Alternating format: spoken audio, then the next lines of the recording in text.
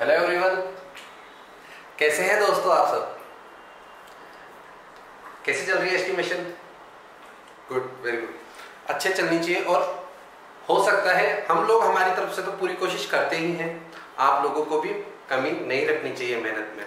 देखो, मैं छोटी सी बात से आज का लेक्चर स्टार्ट करूँगा। आप लोग कुछ ब्रिलियंट बच्चे होते हैं, कुछ बहुत ज़्यादा ब्रिलियंट होते हैं और कुछ बहुत एक्स्ट्रा ऑर्डिनरी होते हैं, लेकिन गाइडेंस सबको सही रहती है। कुछ बुक्स से ले लेते हैं, कुछ कहीं से ले लेते हैं, ठीक है। तो मेरा मानना यह है कि हम आप लोगों के क्या है, गाइडेंस है, ठीक है। पढ़ना आपको ये हम लोग सिर्फ क्या कर सकते हैं, हम आपको क्या करते हैं, एक अच्छा रास्ता दिखाते हैं कि भाई आप लोग इस तरह से पढ़िए और ये पढ़िए। पढ़ना आपको है, सिलेक्शन आपको निकालना है। मीन्स अगर आप लोग पढ़ोगे तो आप लोगों का सिलेक्शन होगा, मेहनत के बिना कुछ भी नहीं है, ठीक है।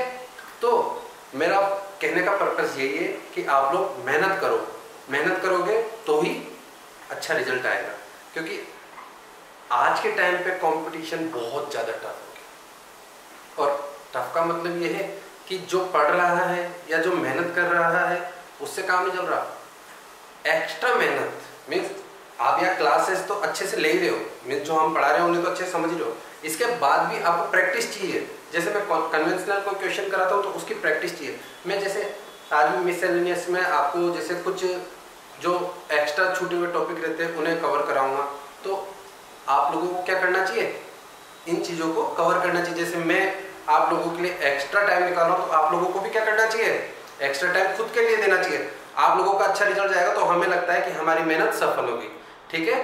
तो पढ़ना ढंग से शुरू करो। ओके दोस्तों, लेट्स बी स्टार्ट। आज का टॉपिक अपन स्टार्ट करते हैं। आज हम स्टार्ट करेंगे मिसलेनियस, ठीक है। Miscellaneous,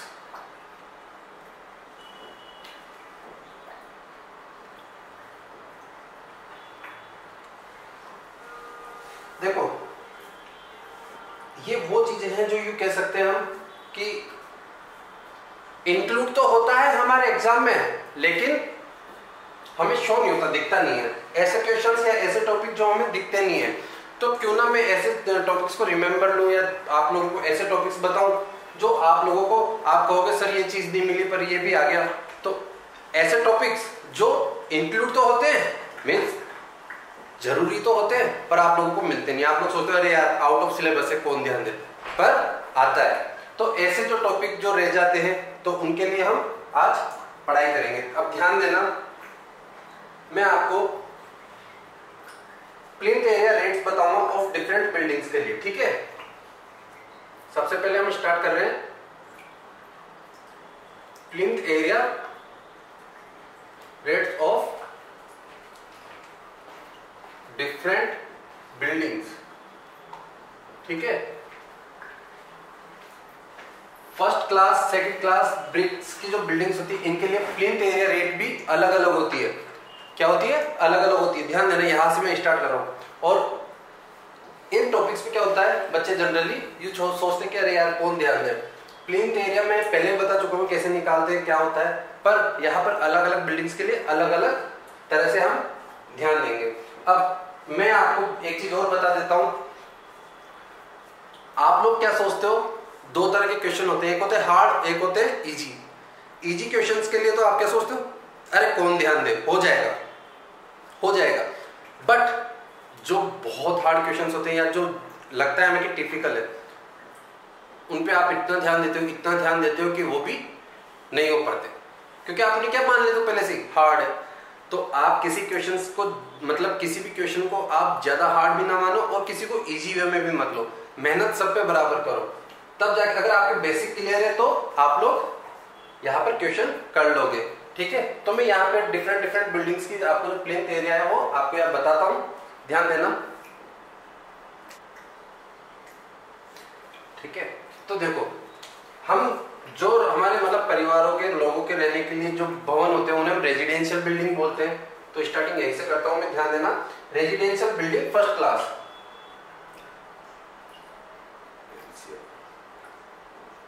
building,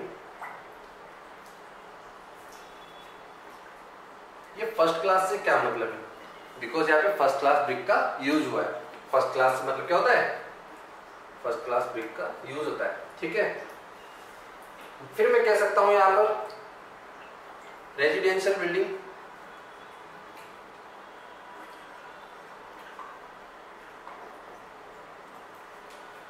second class. Then मैं कह सकता हूं residential building fourth class.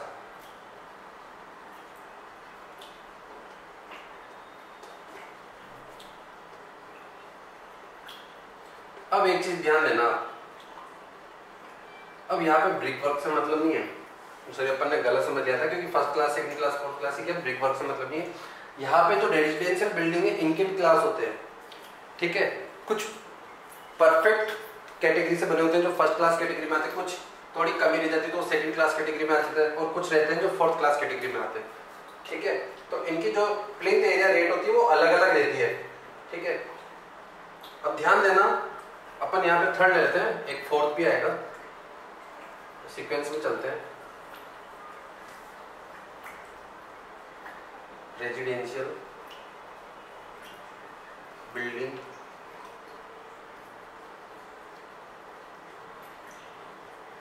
Fourth class. अब कई बच्चे तो ऐसे सोच रहे होंगे कि सर ये टॉपिक क्या है, ये तो समझ में नहीं आ रहे, बाहर से आ जाते हैं।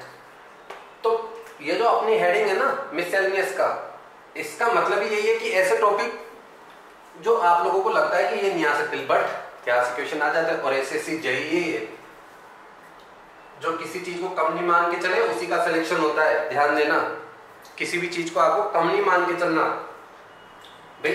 एसएससी जेईई से मींस आपका क्या है कि अपन तो परफेक्टली कोचिंग किसकी कर रहे हैं, एसएससी जेईई के लिए।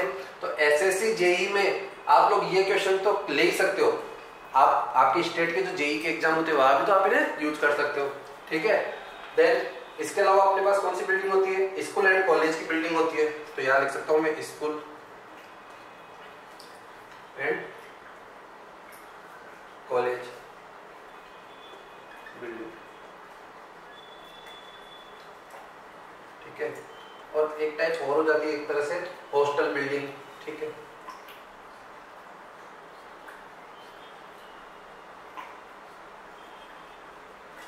अब मैं यहाँ पर जो इनकी रेट है वो आपको बताता हूँ, ध्यान देना। Plinth area rate of different building, इन सबकी जो डिफरेंस बिल्डिंग है, क्योंकि डिफरेंस कैसे, ये तो टाइप्स ऑफ रेजिडेंशियल बिल्डिंग की इसी कैटेगरी के होते हैं। स्कूल और कॉलेज जो बिल्डिंग होती है वो अलग होती है, क्यों, क्योंकि इनका पर्पस अलग होता है। हॉस्टल जो बिल्डिंग होती है ये अलग होती है क्योंकि इसका पर्पस अलग होता है। तो इनके जो प्लिंथ एरिया रेट होती है ये भी डिफरेंट डिफरेंट होती है। तो ध्यान देना क्या होती है, मैं बताता हूँ आप लोगों को। तो यहाँ पर प्लिंथ एरिया रेट में आपको बता रहा हूँ, देखो रेजिडेंशियल बिल्डिंग जो फर्स्ट क्लास बिल्डिंग होती है पर स्क्वायर मीटर में इसकी क्या रेट होती है, 12,375, किसकी, प्लिंथ एरिया की।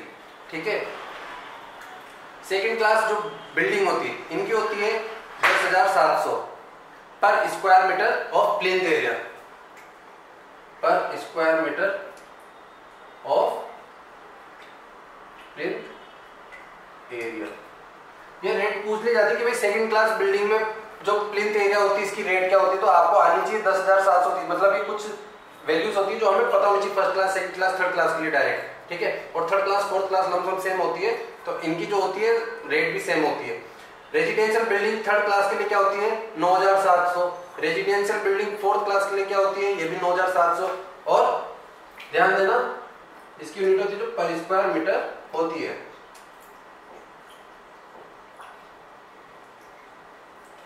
फिर आता है स्कूल और कॉलेज। अब स्कूल और कॉलेज की जो बिल्डिंग होती है इसका पर्पस अलग हो जाता है, तो यहाँ पे रेट चेंज हो जाती है। इसकी रेट जो होती है लमसम मान के चलो 12,400, मतलब स्कूल और रेजिडेंशियल जो फर्स्ट क्लास होती है इनकी लमसम रेट सेम रहती है। ठीक है, तो इनकी भी क्या है 12,400, ये भी लमसम 12,400 की लमसम ही रहती है। अब ध्यान देना, ये जो हॉस्टल और जो हमारे सेकंड क्लास भवन होते हैं, सेकंड क्लास रेजिडेंशियल बिल्डिंग होती है, इनकी भी रेट सेम होती है लमसम। देखो 7,000, 10,700 और यहाँ भी 10,750, तो पर स्क्वायर मीटर में ये भी रेट फिक्स रहती है। ठीक है, तो इसी तरह से कुछ और बिल्डिंग्स होती है जो मैं बताता हूँ आप लोगों को। मैं इसे मिटा देता हूँ, थोड़ा आगे बढ़ते हैं। अब ऑफिस बिल्डिंग, हॉस्पिटल, इनकी भी वैल्यू अलग अलग होती है। देखो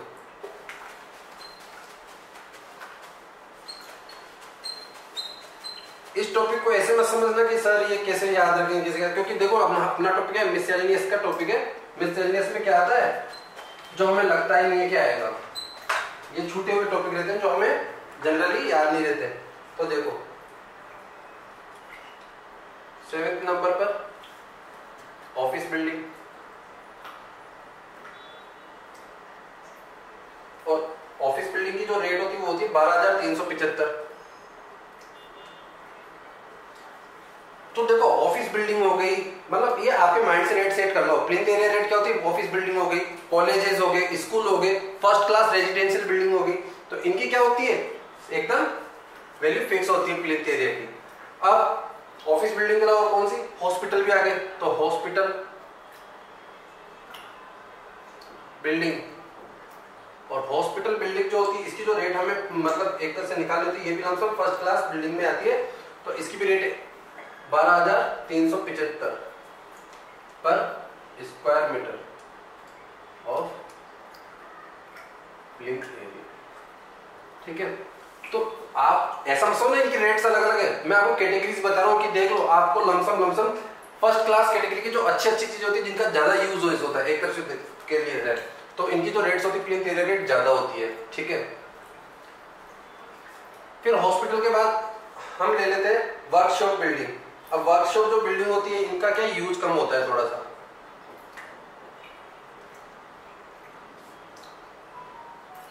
तो वर्कशॉप जो बिल्डिंग होती है इसकी जो रेट होती है लमसम में मान के चलो 6,000 रुपए की लमसम होती है, तो मैं यहाँ लिख सकता हूँ 6,500 रुपए हम इसकी रेट मान लेते हैं, या यही होती है 6,500 पर स्क्वायर मीटर। ठीक है,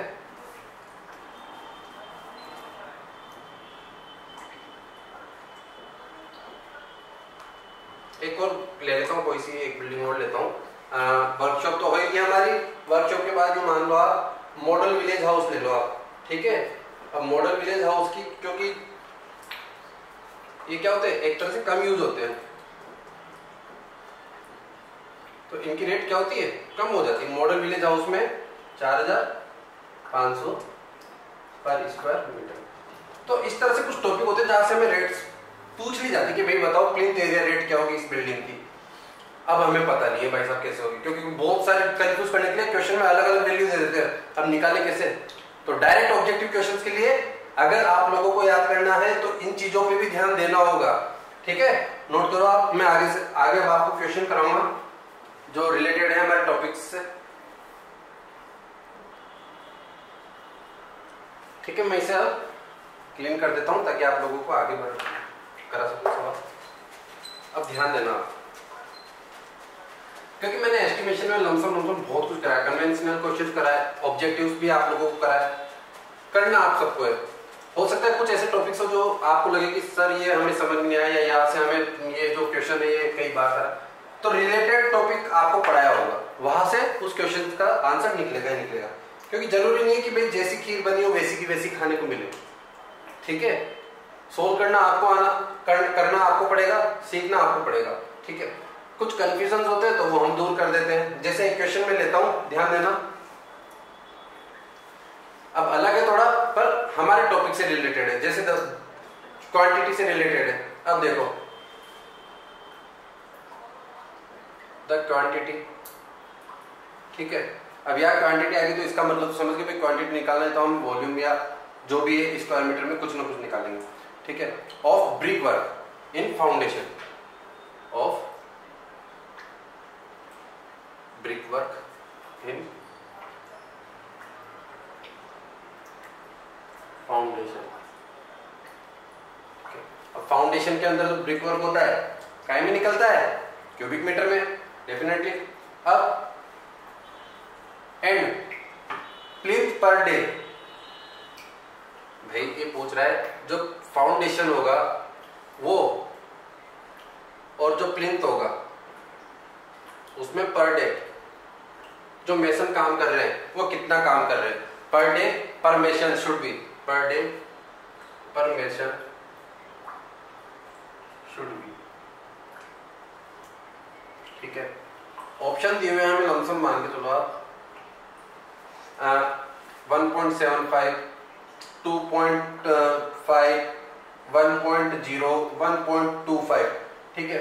तो यहाँ पे जो हमारा जो the quantity of brick work in foundation and plinth per day पर मेसन, जो मेसन जो ब्रिक वर्क करेगा, जैसे सपोज करो क्या होता है फाउंडेशन में ब्रिक वर्क, फाउंडेशन ये होती है इस तरह से,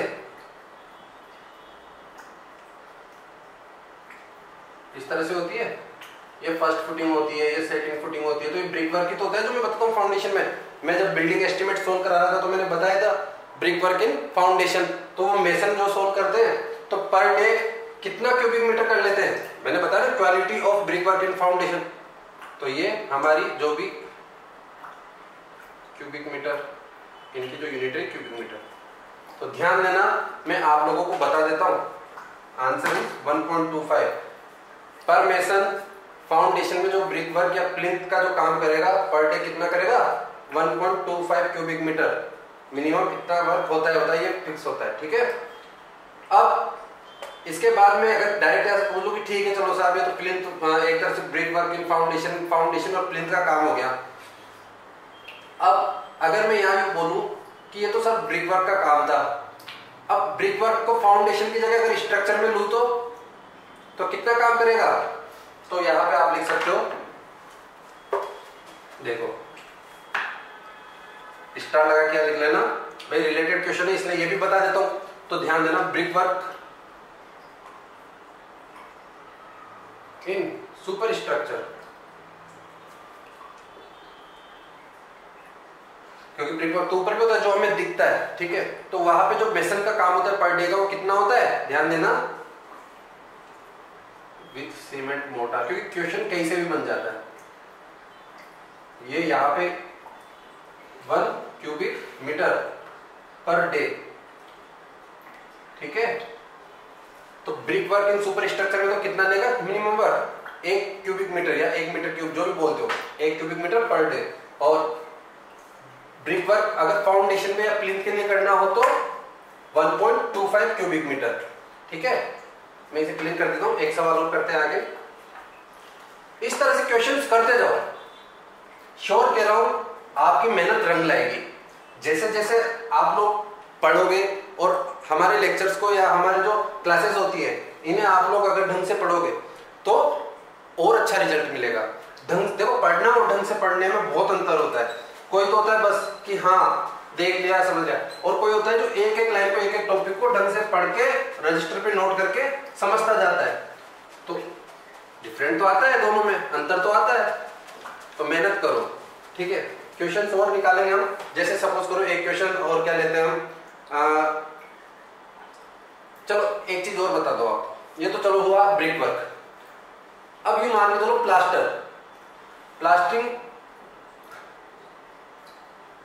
प्लास्टरिंग कितनी होती है 1 डे में, प्लास्टरिंग इन 1 डे मेसन के, पर मेसन से 1 डे में कितना वर्क होगा। तो ध्यान देना, होता बहुत छोटा क्वेश्चन है लेकिन ये वैल्यू याद नहीं होती। कितना होता है 10 मीटर स्क्वायर या 10 square metre per day, plaster के लिए इतना वर्क करना ही पड़ता है पर मेसन को, ठीक है। मिनिमम वर्क होता है क्योंकि, ठीक है। तो मैंने पर मेसन के अकॉर्डिंग आपको क्वेश्चन निकाले, क्योंकि ये वो टॉपिक होते हैं जो हम लोग हमारे सिलेबस में या हम जो टॉपिक पढ़ाते हैं उनमें इनको ऐड नहीं करते, क्योंकि क्वेश्चन से रिलेटेड नहीं होते। पर क्या होते हैं, होते तो एस्टिमेशन से रिलेटेड ही है, तो एग्जाम में आ जाते हैं। तो इस तरह के जो क्वेश्चन होते हैं हमें याद होने चाहिए। अब ध्यान देना, एक क्वेश्चन करते हैं हम, इसको मिटा दो, क्वेश्चन ऊपर से लिखता हूं ताकि सॉल्व भी कर पाएंगे हम लोग। देखो 15 mm थिक प्लास्टर। अब बच्चों ये मत समझ लेना कि सर आपने तो बताया था कि प्लास्टर की थिकनेस 12 mm होती है या 15 mm थिक, तो मैंने आपको बताया जरूर है कि 12 mm होती है, पर 12 mm होती क्या है, हमारी जो वॉल होती है, दीवार होती है, उस पर मिनिमम थिकनेस होती है 12 mm। तो मिनिमम तो 12 mm होती है, तो मैक्सिमम तो लमसम 15 mm तो ले सकता हूँ ना मैं, इससे ज्यादा तो मैक्सिमम तो ज्यादा लेती है लेकिन 15 mm तो ले सकते हैं। तो मिनिमम होती है 12 mm। और फ्लोर पे जो हमारा फ्लोर होता है वहां पे प्लास्टरिंग करते हैं हम, तो तो कितना mm होता है मिनिमम? 20 mm, याद रखना। तो क्वेश्चन है हमारा 15 mm थिक प्लास्टर, यू कह दो प्लास्टर के cement plaster, cement plaster ratio क्या होता है बता रखा है मैंने, 1:4 और 1:6। तो जनरली हम 1:6 ही लेते हैं, क्योंकि हम इंटरनल प्लास्टर की ही बात करते हैं जब भी हम बात करते हैं। तो मैं कह सकता हूं कि 1:6 on 100 square metre, 1:6 on 100 square metre. ठीक है, तो हमारा क्वेश्चन कह रहा है कि new brick work the quantity cement required, new brick work quantity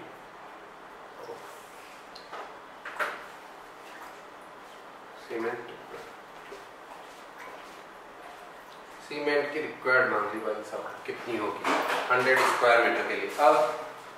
अब यहाँ पे हमें ऑप्शन दिए हुए हैं कि 0.2 भी है आंसर, 0.247 भी हो सकता है और 0.27 भी हो सकता है, और यूं मान के चलो एक ऑप्शन 0.34 भी हो सकता है।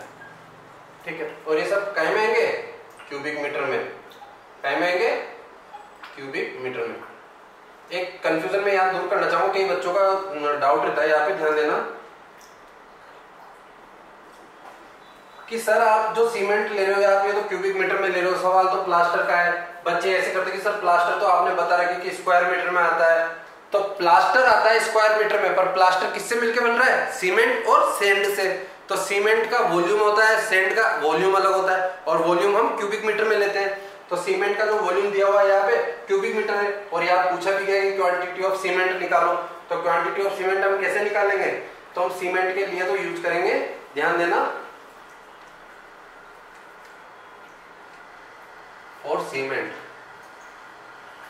1/1 + 6 12 mm सॉरी 15 mm थिकनेस के लिए क्या यूज करेंगे? और 15 mm थिक प्लास्टर। ठीक है, और 12 mm थिक प्लास्टर के लिए क्या करते हैं हम? 12 mm थिक प्लास्टर के लिए 2/, करते हैं। ठीक है, और 15 mm थिक प्लास्टर के लिए 1/, करते हैं। अब देखो इसको सोल्व करूंगा तो ये मेरे पास 1/1 + 6 को मैं देख लेता हूं कितना है, 1/1 + 6, तो ये तो आ रहा है मेरे पास लमसम 0.142। ठीक है, लेकिन मेरा क्वेश्चन क्या है कि 15 mm थिक सीमेंट प्लास्टरिंग 1:6 का प्लास्टर है और 100 स्क्वायर मीटर तक द न्यू ब्रिक वर्क और क्वांटिटी मांग रहा है सीमेंट की। तो जो ब्रिक वर्क है उसका वॉल्यूम भी हमें पता होना चाहिए। तो यहाँ पे लिखूंगा क्वांटिटी ऑफ सीमेंट रिक्वायर्ड, तो मैं यहाँ पे या फिर लिखूंगा पहले फॉर 15 mm थिक प्लास्टर। ध्यान देना, अब 15 mm थिक प्लास्टर के लिए एक नई चीज निकाल रहा हूं जो कि हमें जरूरत है। तो देखो क्या है, मैं यू लिख सकता हूं 0.015 × 100 लिख सकता हूं ना, क्योंकि × 100 ऑब्वियसली लिख सकता हूं भाई 15 mm है और 15 mm को मैं मीटर में बदलूंगा तो लमसम 0.015 हो जाएगा, और × 100 क्योंकि 100 स्क्वायर मीटर के लिए। तो यहाँ पे जो मेरी मतलब सीमेंट का या सॉरी प्लास्टर का जो 15 mm के लिए जो वॉल्यूम निकलेगा तो कितना निकलेगा यहाँ पे 1.5 क्यूबिक मीटर, 1.5 क्यूबिक मीटर। ठीक है, अभी समझाऊंगा ये चीज क्या है, थोड़ा सा और आगे बढ़ते हैं। अब देखो मैं टोटल वॉल्यूम ऑफ क्वांटिटी निकाल लूं, तो टोटल वॉल्यूम ऑफ क्वांटिटी निकालता हूं मैं, total volume of quantity, total volume of quantity जो हमारा ब्रिक वर्क है टोटल। ठीक है, तो टोटल वॉल्यूम ऑफ क्वांटिटी क्या हो जाएगी 1.6 × 1.5 इज इक्वल टू, सॉल्व कर लेता हूँ, 1.6 × 1.5 या 2.4। हम 60% वॉल्यूम ब्रिक वर्क का एज्यूम करके चलते हैं, याद रखना। जो 60% ब्रिक वर्क हम इन सुपर स्ट्रक्चर एज्यूम कर लेते हैं ये। तो ये मत बोलना कि सर 1.6 इंटू 1.5 क्या है, ठीक है। यहाँ से टोटल वॉल्यूम ऑफ क्वांटिटी निकल गई, ठीक है। अब 1.6 इंटू 1.5 2.4 आ गया। अब जो 2.4 आ रहा है तो मैं सीमेंट जो हमारा रिक्वायर्ड जो क्वांटिटी उसको मैं जो आया उसे 2.4 से मल्टीप्लाई कर दूं, तो देखना मेरे पास 0.14 आया। तो मैं यहाँ लिख सकता हूँ एक तरह से टोटल वॉल्यूम ऑफ क्वालिटी, या फिर सॉरी यू लिख सकता हूँ quantity of cement required, quantity of cement required.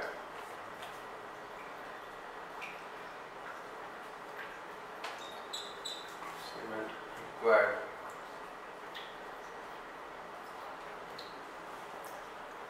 इसको सीमेंट के वॉल्यूम को इससे 2.4 से मल्टीप्लाई कर दूं टोटल वॉल्यूम से, तो मेरे पास सीमेंट का आ जाएगा। तो मल्टीप्लाई 0.142। तो दोस्तों यहाँ पे लमसम मेरे पास आ रहा है आंसर 0.34। तो मैं ऑप्शन में देखूंगा कि 0.34 है क्या, बिल्कुल है। तो यहाँ पर आंसर होगा मेरा 0.34। तो इस तरह से हमें जब हमारी 15 mm थिक प्लास्टर दी होती है तो इस तरह से हम सोल्व करते हैं। और 12 mm दिया हुआ रहता है तो हम डायरेक्ट क्या करते हैं, सीमेंट की क्वांटिटी निकालने के लिए 2 रेशियो ले लेते हैं, ठीक है। नोट करो आप इसे, फिर आगे सवाल सोल्व करते हैं। 60% brick work in super structure हम क्या करते हैं, एज्यूम कर लेते हैं। ध्यान देना, चलो नोट करो इसे।